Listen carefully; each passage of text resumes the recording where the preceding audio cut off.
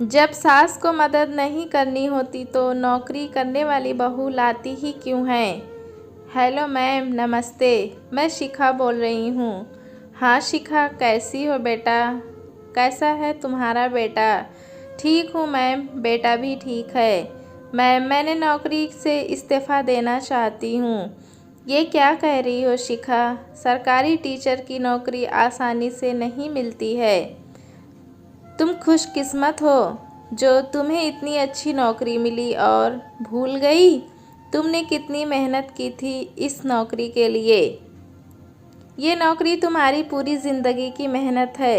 लेकिन मैम, मेरा बच्चा भी तो आसानी से नहीं मिला है ना मुझे? मेरे भी कुछ दायित्व हैं और फिर एक माँ के लिए उसके बच्चे से बढ़कर क्या हो सकता है। देखो शिखा, मेरे भी 2 बच्चे हैं। जब वो छोटे थे मेरे मन में भी ख्याल आया कि बस अपने बच्चे पर ही ध्यान दूं और नौकरी छोड़ दूं। तुम्हारी तरह मैं भी नौकरी छोड़ना चाहती थी, लेकिन जब मैं प्रिंसिपल मैम से मिलने आई तो उन्होंने मुझे समझाया कि मेरा नौकरी छोड़ने का फ़ैसला गलत है और मैं शुक्रगुज़ार हूँ उनकी। उन्होंने सही समय पर मुझे राह दिखाया। वक्त का कोई भरोसा नहीं। मेरे पति का अच्छा खासा बिजनेस था, लेकिन उन्हें व्यापार में ऐसा घाटा पड़ा कि जमा जमाया बिजनेस चौपट हो गया और हम तो बर्बाद हो गए होते अगर मेरी नौकरी नहीं होती। मेरी नौकरी की बदौलत ही आज मेरी बेटी डॉक्टरी का कोर्स कर रही है और बेटा भी इंजीनियर बन गया है। जब अब ज़रा सोचो, मेरी नौकरी नहीं होती तो मेरे बच्चे क्या इस मकाम पर होते जहां वो आज हैं। मैम, मैं भी नौकरी छोड़ना नहीं चाहती, लेकिन सास ससुर ने कह दिया है कि नौकरी करनी है तो अपने दम पर करो, हमसे मदद की उम्मीद मत करना। मैंने तो फुल टाइम मेड रखने की भी बात कही है, लेकिन वो कहते हैं कि जब मेरे घर में रहने से काम चल सकता है तो पूरा परिवार परेशान क्यों हो। मेरे पति भी नहीं समझते, वो सिर्फ अपने माँ बाप की सुनते हैं। शिखा मायूस होकर बोली। शिखा, तुम भी उसी दौर से गुज़र रही हो जिससे मैं गुज़री थी। आज तुमने मुझे मेरा अतीत याद दिला दिया, जब मुझे बेटा हुआ था और घर वालों ने किसी प्रकार का साथ देने से इनकार कर दिया था। मैं हाथ में अपना इस्तीफ़ा लेकर प्रिंसिपल मैम से मिलने गई थी और उनसे कहा था कि बेटे के उज्जवल भविष्य के लिए मैं इस्तीफ़ा दे रही हूँ। तो पता है उन्होंने क्या कहा था? क्या मैम? उन्होंने कहा, गायत्री, तुमने बेटे के भविष्य के बारे में सोच लिया, लेकिन जो स्कूल में इतने छात्र पढ़ रहे हैं उनके भविष्य का क्या? इतनी मुश्किल से तो इस स्कूल को साइंस की टीचर मिली है। सरकारी स्कूल में तो वैसे ही बच्चे ज़्यादा होते हैं और टीचर कम। ऐसे में एक टीचर और कम हो गई तो इन बच्चों का क्या होगा? क्या ये सोचा है तुमने? जब एक शिक्षिका पढ़ाती है तो वो देश के लिए उज्जवल भविष्य का निर्माण करती है। सिर्फ अपने बच्चे के बारे में मत सोचो।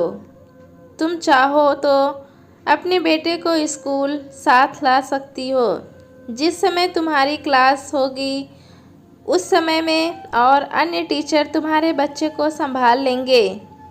बस इतना सुनते ही मेरी आंखों में आंसू आ गए और मैंने फैसला किया कि मैं नौकरी नहीं छोड़ूंगी, क्योंकि मेरे छात्र भी मेरे बच्चे हैं और कोई माँ अपने बच्चों को अनाथ नहीं छोड़ती।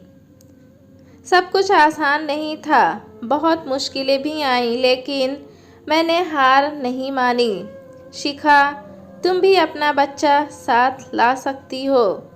उसके लिए जो भी व्यवस्था मुझसे हो पाएगी मैं करूँगी।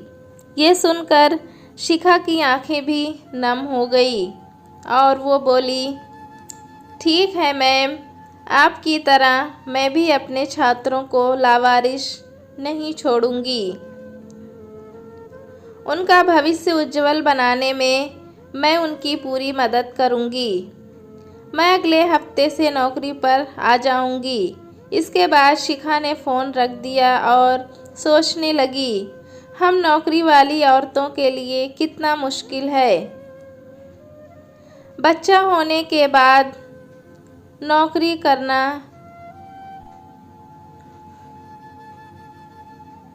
जब ससुराल वालों को मदद नहीं करनी होती तो नौकरी वाली बहू लाते ही क्यों हैं।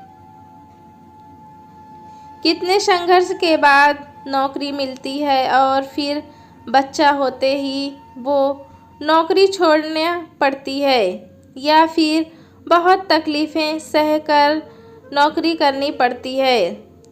कुछ समय बाद शिखा ने नौकरी फिर से ज्वाइन कर ली और एक आया भी रख ली बच्चे की देखभाल के लिए। वो उसके साथ स्कूल जाती। जितनी देर शिखा स्कूल के काम करती उतनी देर वो आया बच्चे को संभाल लेती। इस तरह शिखा घर और स्कूल दोनों का अच्छे से ख्याल रख लेती।